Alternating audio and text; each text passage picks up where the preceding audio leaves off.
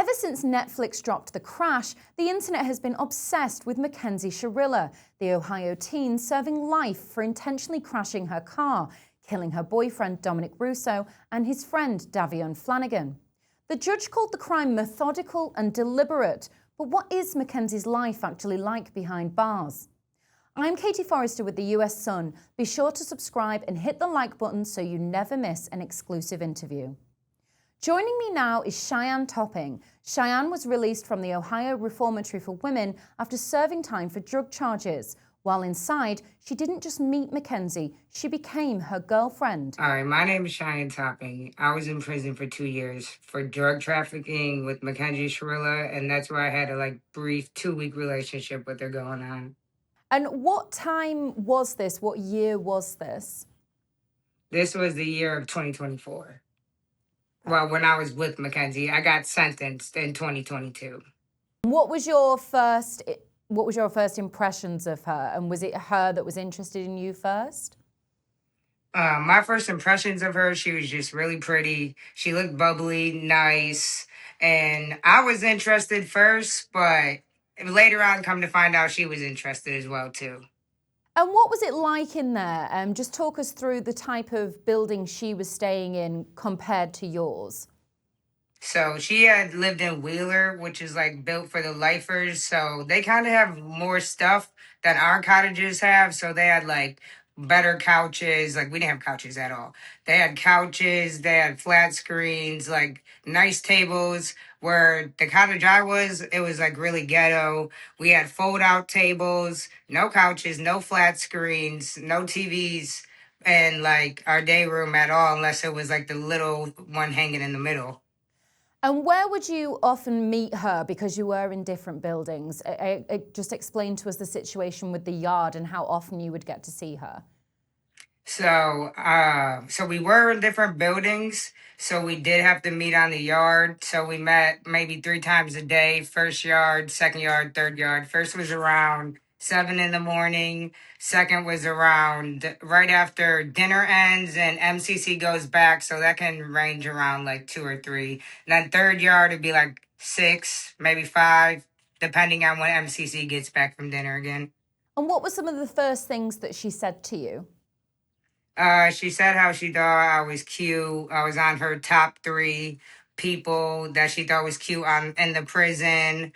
That she wanted to talk to me, but she was nervous. How did you know about her previously in the prison, and how did her bunkmates describe her? Just talk us through what she told you in terms of a nickname and things. Previously, before I met her in prison, no, I did not know who she was, because when she caught her case, I was locked up as well. I just thought she was pretty, because down there's not a lot of people that have teeth or are really bad on drugs. So we started talking, and she told me her nickname was Shirilla the Killer. That's what her bunkmates called her and all this other stuff. Shirilla the Killer, that is quite shocking. Did you know what she was in for at that time? No, I did not know what she was in for at that time. And when you found out, I imagine you did find out later, how did you feel? Did you feel she was kind of boasting? Yeah, she used to walk around and ask people if they wanted her autograph, in the prison. Yeah, wow. She definitely was I'm famous. When I found out about it, she told me yeah, my case is viral. It's not what you think though, but yeah, it's viral. I'm famous. But she still maintained that she was innocent. What did she tell you about that? That she just passed out at the wheel, basically what she told the documentary. She passed out at the wheel, that the prosecutors were painting her to be the bad guy. She claimed she never threatened to crash the car like everyone says, that Dom did it. And a couple weeks before that he had, before the crash had happened, he was grabbing her wheel and stuff. But honestly, I don't believe it. I think she was just going with whatever her lawyer was saying. And did she ever seem remorseful? Did you ever see her cry during these moments? No, I've never seen her cry once ever in prison. She was actually really happy. Yeah, because she was still really happy, bubbly. And that's what first attracted to me to her at first, because it's such a dark place in there. You just look for some happiness anywhere. And then when I found out her case, yes, it was shocking to me because you are so young and you're facing life in prison. And the love of your life, the one you claim you're going to marry, he's gone. You never even saw her sort of cry over him? No. In terms of having a relationship with her, how did that work in prison? Were you able to be intimate with her, or were you just kissing? Just talk us through. Sorry to be a little bit. So you can be intimate in prison in relationships, but it's tougher when you're in different cottages. Because automatically, if you go into a cottage you're not assigned to, you will go to the hole. And at that time, she did not want to go to the hole because she was still working on her appeal, like still really believed she was going to get it. So we just, I know it sounds crazy, like on the yard, we would kiss and stuff, sneak around and do stuff like that, but we couldn't go like really, a home run on the yard. No, I understand that. And were you intimate with her quite a few times? Did that happen quickly during your relationship with her? And who instigated that? It did happen very quickly, and it was honestly her that instigated it because I didn't know, like, from after I found about her case, I was like, okay, I don't know how fast she would want to move because her boyfriend just died. But it was like second day, she's like, why don't you touch me? I want to be like loved all up on and stuff. And I was like, wow, okay. And she'd had other relationships in prison, is that right? What had you heard about that? Yeah, I'm not sure before me if she had other relationships, but when I left, like she got with one of my friends like right after, which hold no like hard feelings towards my friend, like it's prison. And after that I heard she was getting like having threesomes in there, getting caught for sex tickets, which are like you get caught having sex, out of place tickets everywhere. Like she just started going, she got kicked out of Wheeler, moved to Rogers too, which is like what I was in as well, one of the ghetto cottages. So I guess she just been going downhill since then. Wow. So when you were in a relationship with her, how close was that to you getting out? It was about 2 weeks before I got out. Right, okay. So had you known her within that time that you were in there previously and you just not interacted? Yeah, I seen her walking around the track a lot all the time, but I didn't like go up to her or nothing. Cause she did have like she was like bubbly and happy and stuff, but like she gave off like the popular girl aura. So like you walk up to them, they're just gonna be mean and ignorant. So I did not want to, but come to find out that was not the case. Cause I would see my friend talking to her all the time, and I would tell my friend like, "Oh yeah, she's cute, she's cute." And then one day I was just like, "All right, ask her like, does she like, what's up?" Got it. So when towards the end, how did the relationship progress over those 2 weeks? And were there ever any arguments? Was she quite controlling? How would you explain how your relationship was? There wasn't arguments. Controlling, yes, because within like the first 3-4 days, she wanted to see me every day on the yard. And when I would like walk towards her cottage, there's a door in Wheeler that faces the yard. I would see her standing, looking for me like out the window. And as soon as she see me, boom, come down the pathway right to me. And did you find that quite smothering, or how would you have felt about that in comparison to other relationships? I mean, I didn't find it smothering, honestly, because I was in prison, so there was nothing else to do. But I really did think it was progressing fast, especially for the situation that she was in for. Right, of course. And what sort of things would she say to you? Did you have nicknames for each other or anything? I know this is a very brief period of time, but... Oh, yeah. She already had a nickname for me, actually, when I first started talking to her. And that's how I knew she's like, okay, she's been seeing me, too. So when I first started talking to her, the first day I saw her, she's like, me and my friend actually have a nickname for you already. And I'm like, oh, really? And she's like, yeah, it's Fro, because my hair is just froey. And I'm like, oh, okay. So, like, you have been looking at me. And did you have a nickname for her? Was she someone that you felt you could see a future with despite what had happened? I didn't have a nickname with her. And at the time when I was in there, maybe because I still didn't have all the pieces. So I'm like, maybe something did happen and she's wrongly blamed, because no one can say that the justice system is perfect. Like it is very flawed. I'm not saying they did a mistake on Mackenzie's case, but it's very flawed. And from the limited knowledge I had at that time, I'm like, okay, I can get out, maybe see if like, okay, maybe it was an accident, and shoot, maybe even advocate for her. But when I got out and seen the evidence, I'm like, wow, okay. And she said in there that her boyfriend's parents were supporting her. Just explain to us what she'd said about that. Yeah, when we were in there, I had like, and I had found out about it, I had asked her, so like, you are his parents gonna go? This is why I kind of believed her too. Are his parents backing you up like in the case? And she's like, yeah, they're gonna go with me to court and speak for me, like speak like, yeah, we don't think she did this. But then at the time when I was getting more bits and pieces from my cousins from the outside, because I would call her, she was like, no, like, yeah, they were at first, but now they're not. Like after the black box and all that stuff dropped, they were not on her side no more. So I'm like, oh my God, she's lying. She lied about that. Right. And in terms of her life in prison, just to go back, did she have a job in there? Was there any sort of things that she would do? I understand that she had a very close friend. Yeah, everybody would get assigned a job. So it depends on what job you get, the prison would assign it to you. When I was in there, she was maintenance. And I guess that's how she seen me, because maintenance went to every cottage and picked up like the recycling stuff. Right. So I guess she seen me when I was coming down the stairs one day, and that's how she made up the nickname Fro and stuff, and was talking to her friend about it. And she also didn't eat the prison food. Can you just talk to us about that? And were you quite shocked by this? Yeah, because, okay, I get some people like they're not going to eat prison food every day because they do have people taking care of them. But to cook every single day, never eat like the CFS food, the prison food, you know how much money that would cost and with how much time she has? Just talk us through the interaction you had with her about that. So you asked her, are you going for dinner? Is that right? Yeah, so one day I asked her, I was like, you want to meet at CFS? And Mackenzie had told me that no, I don't eat CFS. I'll never eat the prison food. I only eat commissary. And how expensive is that? And how do you make your own food in there? Okay, so the commissary's not really that expensive, but to cook every day is expensive because say you want to make a pizza, you have to buy wraps to make the dough. You have to buy pepperonis. You have to buy pizza sauce. You have to buy cheese. And then you have to buy plates and bowls and stuff because you got to cook on it.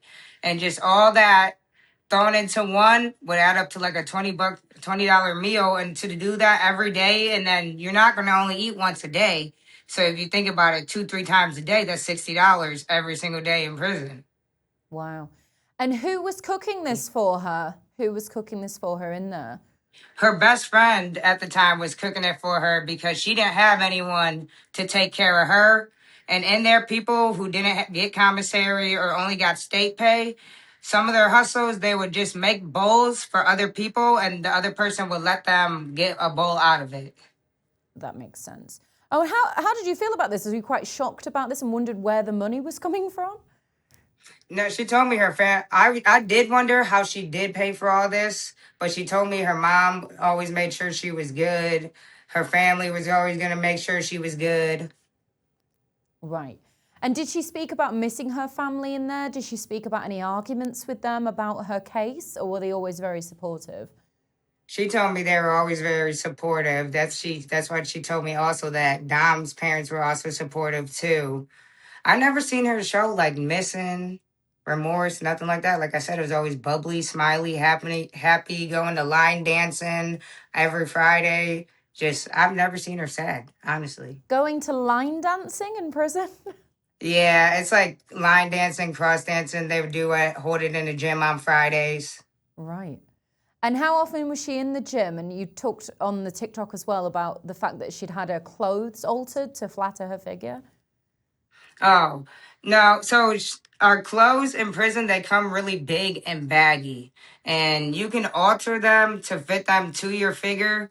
And yeah, she did get them altered to fit her like tighter, more show off, you know. Totally. And somebody has also explained, another former inmate had explained that she was sort of the Regina George of prison from Mean Girls. You know, how would you describe her in there? And did she have a lot of friends? Was she well liked? Actually, those were my words originally, that she was the Regina George from, yeah, she's like that. Like, yes, she will smile in your face, be happy and stuff. And then as soon as you walk away, like, oh my God, that girl is so ugly. Like, she really is that type. Regina George to a T. I couldn't describe it any better. And did she get in any other fights with other inmates? Did Oh she ever no, she bully would anyone? never, Mackenzie would never confront anybody about any problems or stuff like that. It would just be like talk behind their back. Okay. And how did your relationship progress, and how often were you intimate? Would you say daily that you were intimate, or sometimes you were able to and sometimes you weren't? Okay, intimate as in like farther than kissing, maybe 3, 4 times. But yeah, we kiss each other daily. Okay. And how did the relationship progress? You say there were some arguments? Not really arguments. If we did argue, it's because I didn't come outside on time or didn't come outside for that yard. And she'd be like, I was waiting for you. Where were you? Like, if this is how it's going to go, I just won't talk to you. And I'd be like, I'm sorry. Like, I'll come out.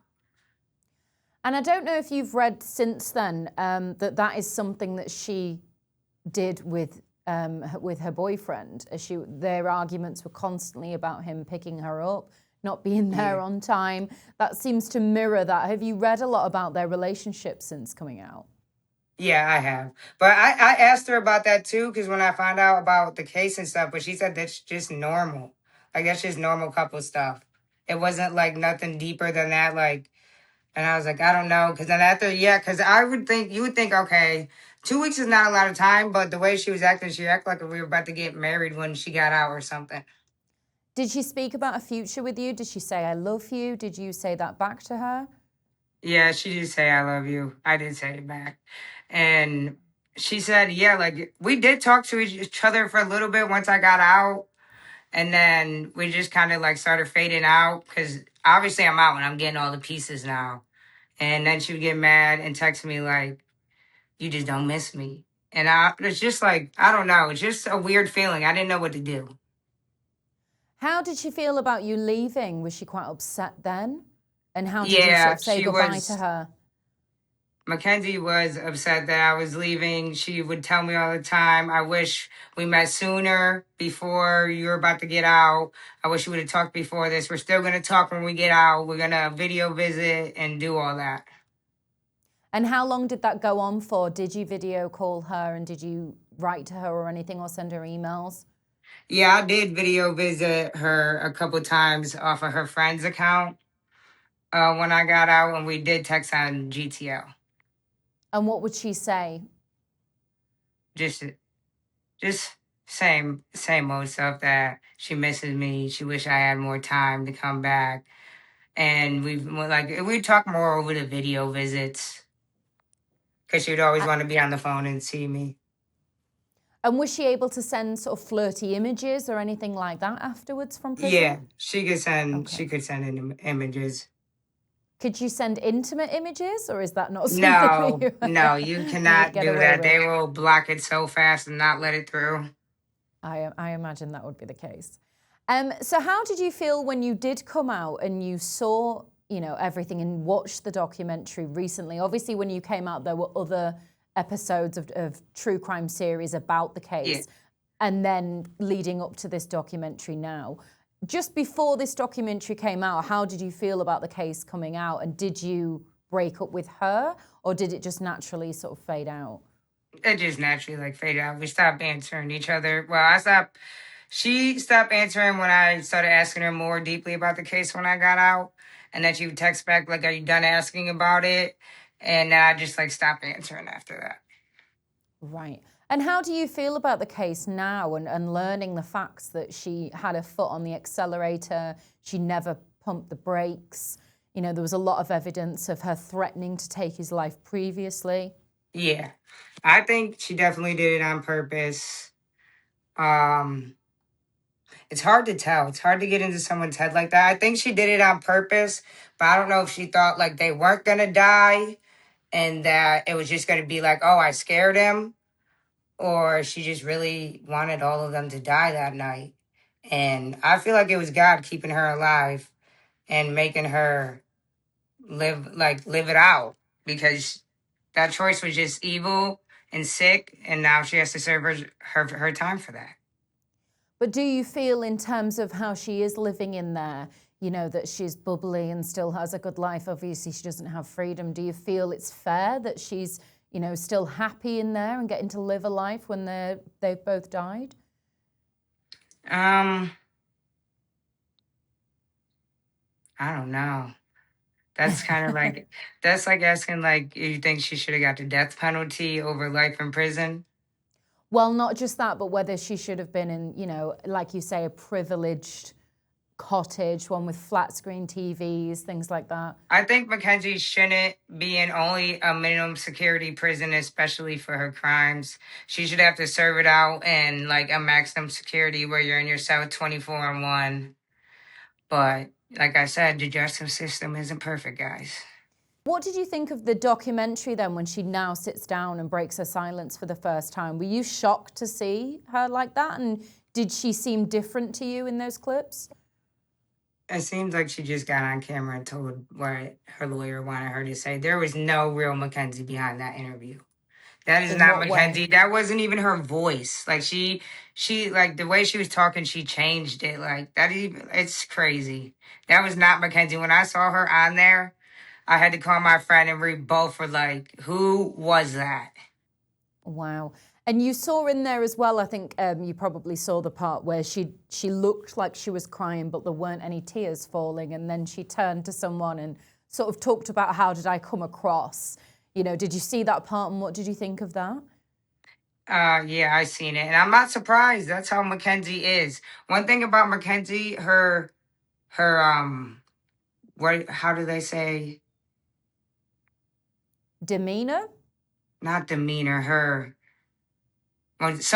image. Her image to Mackenzie, and Mackenzie's image to her is everything. So when I saw that, I think Netflix did that on purpose, just to show like this girl is not genuine in this interview.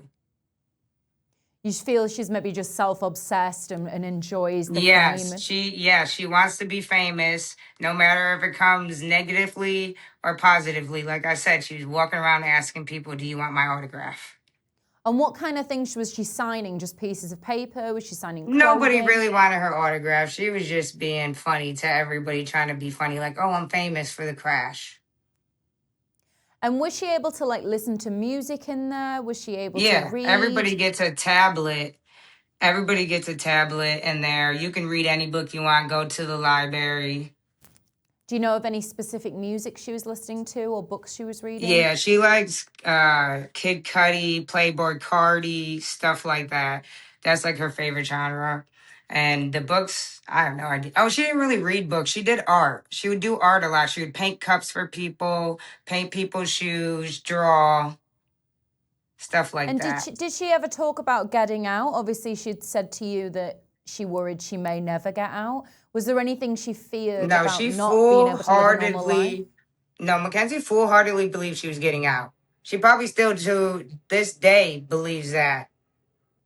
And is that quite shocking to you? Yes, I told her that too. She's like, so you really never think I think it's shocking that she's going to get out when she's not remorseful. She's going with this POTS theory when everybody knows it's not true. And then she's going to say, go after appeal after appeal. Going with that theory. It's not going to work. You have to show remorse. You at least got to tell the families what happened. Absolutely. And on that topic as well, she'd said she had POTS and had seizures. Did you ever see her have a seizure? No. Did you ever see her have any symptoms of POTS or No. talk about it? No. She'd never mentioned it to you? She mentioned she had POTS when I asked her about the crash. Other than that, never again. Wow. And obviously that must be coming out now. You might think that that was a lie? Yes, I 100% think that was a lie. It's just crazy. And obviously since coming out, you've heard that she's been involved in threesomes, that she's had other girlfriends. Who have you heard that from? And have you spoken Just to her other about inmates the other inmates that are in there. What Mackenzie told me that. Just describe to us what they actually said. They said she got caught in the shower with two other girls, that she's always running around out of place, that she's always, and if it's one of her girlfriends getting sent away or getting home, she moves on to the next one. All right. And does that shock you, considering she was more well-behaved when you were in there? Yeah, it does shock me because she was not like that. So she's probably just breaking her roots in there and just going crazy. Yeah, I don't know whether you feel there might be an element that she's been in there a while now and is starting to realize that she may not get out, and That's the what mask I is was sort thinking. of falling. Did she ever talk about her sexuality at all? Did she ever say how she described herself? Or So she told me before prison she had never had experiences with a girl, and she never thought about it until she came to prison. And obviously, since the documentary came out, we've also heard that she may have had sugar daddies that she'd met on a sugar daddy prison website. Have you ever heard of such a website? And did you ever ask her about these things? I've heard about girls doing sugar daddies on the website, but I never heard about Mackenzie doing it. Right. Have you heard that since, and is that something that you feel may be true? We've seen in text messages that she did admit to having a sugar daddy or doing something in terms of a foot fetish on a break from her boyfriend, and in text messages she'd admitted that. Had you ever heard of anything like that? I didn't. I never heard of nothing like that. But I wouldn't be surprised if she has them now, because every girl in prison does that. That's just a way to get extra money. Yeah, because obviously you mentioned it's obviously a lot of money that is being spent in there as well. Yeah. Did you say as well, what time does she get up in the morning? And just if you could describe to us sort of her regular day. I heard she gets up very early to maybe do her makeup. Yeah, she would get up around like 6 in the morning, shower, do her makeup, do her hair, probably start off with some art, she would say, drawing, painting some shoes or something. Maybe even wash their clothes, because in Wheeler, they wash theirs super early. So maybe even wash her clothes. And they get to wash their own clothes. We don't get to do that in other cottages.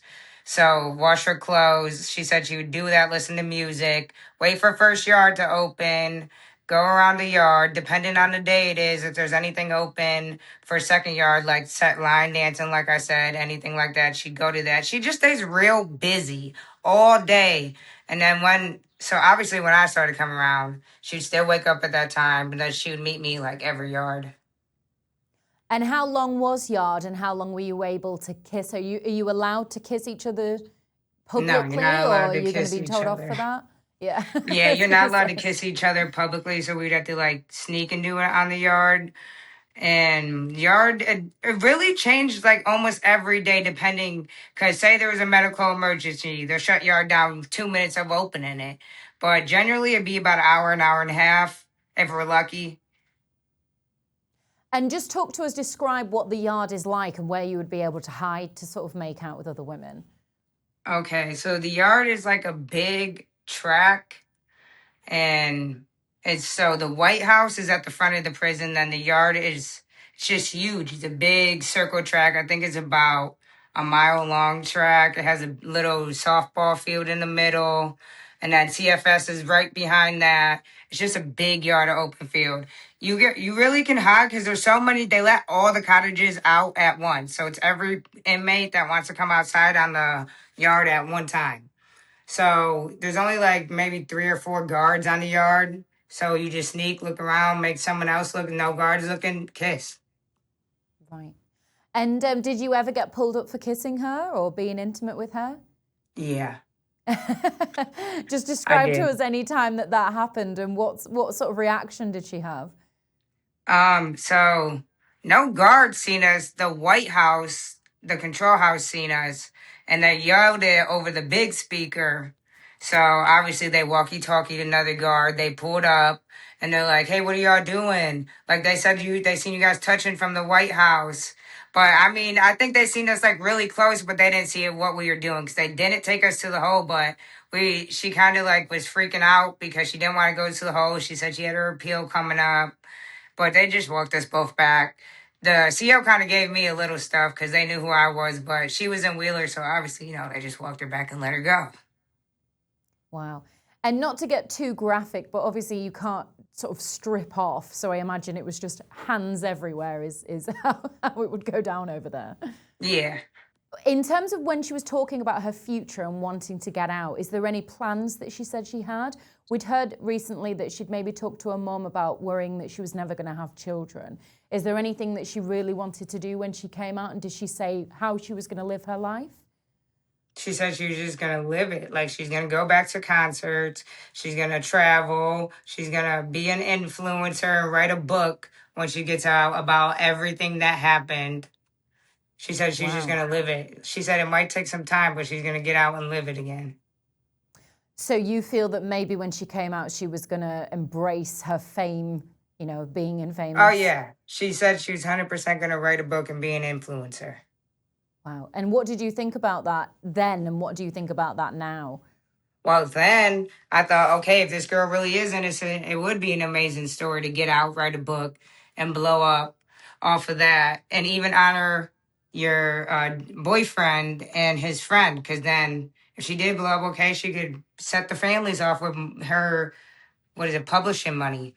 But now I'm thinking like, okay, she was just trying to grab a piece of fame. I don't think she would do any of that for the families if she got out. I think she would throw up a big middle finger to them like, oh, I got away with it. Absolutely. So you feel if she won on appeal, she would just try and be famous and use that? Yes. Okay. And what of your friends, did you tell many people when you came out that you dated her, and what was the reaction? I told my cousins and stuff I was talking to her while I was still in there, and they're like, that's crazy, bro. That's crazy. And they were like, I don't think you should talk to her because we think she did it on purpose. And I'm like, I don't know. Like, I don't know. I want to get her side and see what she says. Because, it was like a game of telephone in there. Because I don't have it in front of me. She's telling me one thing. They're telling me the other thing. So I'm like, okay, I just want to figure out and see it.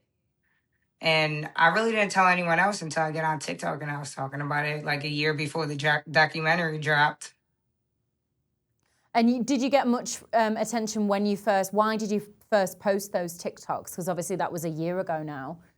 I saw somebody else post about it and I was commented oh my God, I talked to her in there. And she's like, let's do an interview. So I did an interview and then people started commenting hey, tell her to do the story time. I started it. And then Mackenzie had people start texting me. They text me my address. They text me my mom's name and stuff. So I just kind of stopped for a little bit because I just didn't want to chance it with my family like that. And then the documentary dropped, and then all of a sudden my phone started going crazy. And I looked at it, and people were commenting on my videos from a year ago, please finish it, please finish it. And I'm like, all right, everything's calmed down. Why not? And you've not heard from her or anyone to do with the prison since started posting again? No. Did she ever mention that she was shocked that she was the only survivor, or having any guilt about being the only survivor? Mackenzie did not like talking about the crash at all. She wanted to focus on me and her, not about the crash, and just be in our little bubble that we were in right there at that time. And how were you able to communicate? Was it just in person, I imagine? Obviously, you weren't able to text or message while you were in there. Oh, yeah, you can't text other inmates. Yeah. So it was just you, and you saw her and then arranged the next time that you would see her. Yeah. And how was she when you didn't turn up? Just to explain again, did she get really angry? Did she ever swear at you, or how? No, she didn't swear, but she definitely had an attitude the whole day. And that must have been a bit draining at times. Yeah, because she just so we'd be like, all right, so you still want to hang out? She'd be like, yeah. But she'd be like a Debbie Downer the whole time. So it's like, dude, we're already in prison. If you want to do this, I would just go back to the cottage. And did you ever see her or hear her say anything shocking? Is there anything that sticks in your mind? No, other than that Shirilla the killer, that one really blew me back. And she seemed to be boasting about it, and now obviously seeing the full facts of the crime, to have been saying that people have called her that.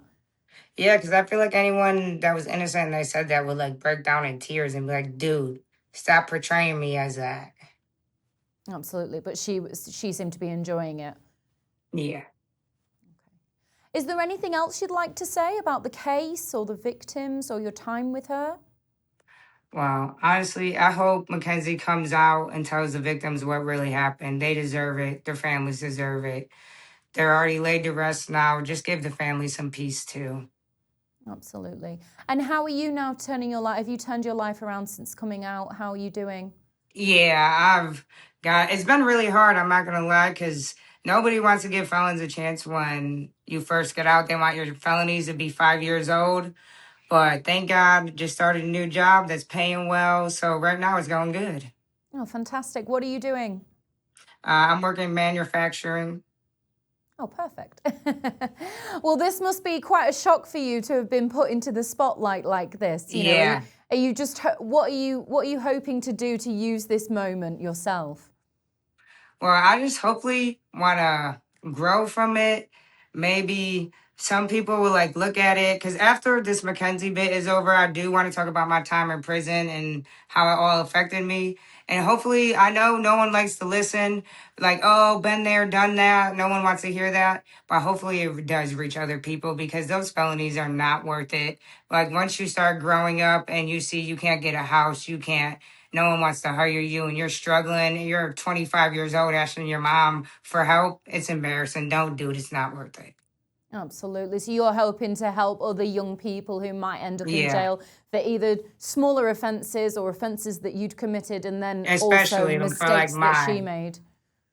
Yeah, especially for cases like mine, because I know a lot of youth just go hear rap music, see their environment if it's bad, and just want to jump straight into it. It's not worth it, dude. I don't care how cool it looks. It's not. So the last question I was going to ask you is, after this documentary came out, there's obviously been a lot of criticism about her parents. Did she talk much about them supporting her, and how do you feel having watched the documentary of how they do make excuses for her behavior and how they still support her? They definitely do still support her, and she told me they were always supportive.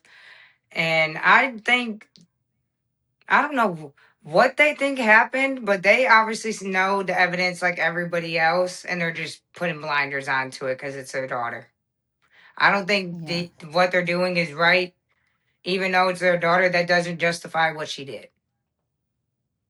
Do you feel that even her mum thinks that she is innocent? Obviously, we've also seen things that were left out of the Netflix documentary, including her talking in gibberish during a police interview to her mum, kind of saying, can we just tell them I had a seizure?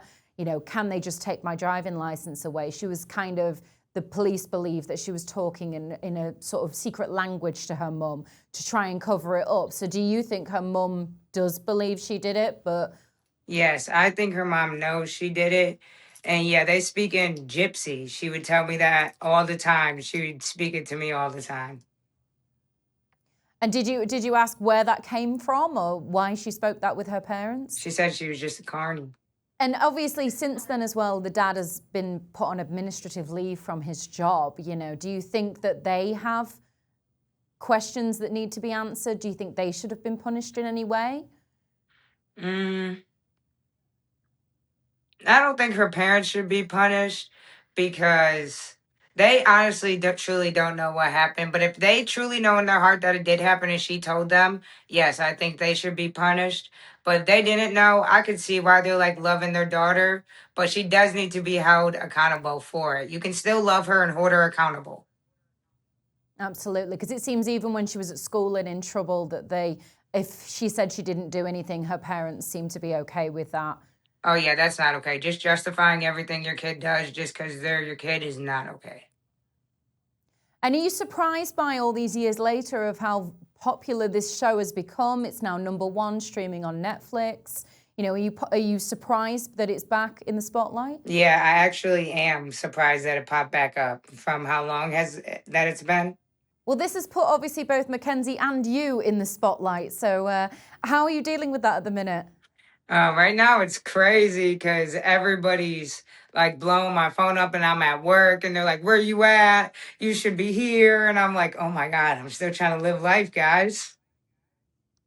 Well, thankfully you are out and you can now make a lot of change in your life, and you say you've been doing well so far. Thank you so much for joining us. Yep, thank you for having me. Thank you, we appreciate it. Thank you. Wow, well, that was certainly full of bombshells. I think for anyone who watched the documentary, the girl she was describing is the Mackenzie Shirilla before the crash. It doesn't seem like she's changed at all. She doesn't sound remorseful or struggling in prison. In fact, she sounds popular and like she's enjoying herself, which is incredibly disturbing. I don't think this is the last we'll be hearing about Mackenzie. This story isn't going anywhere fast. Don't forget to share this video with your friends, and thank you for watching.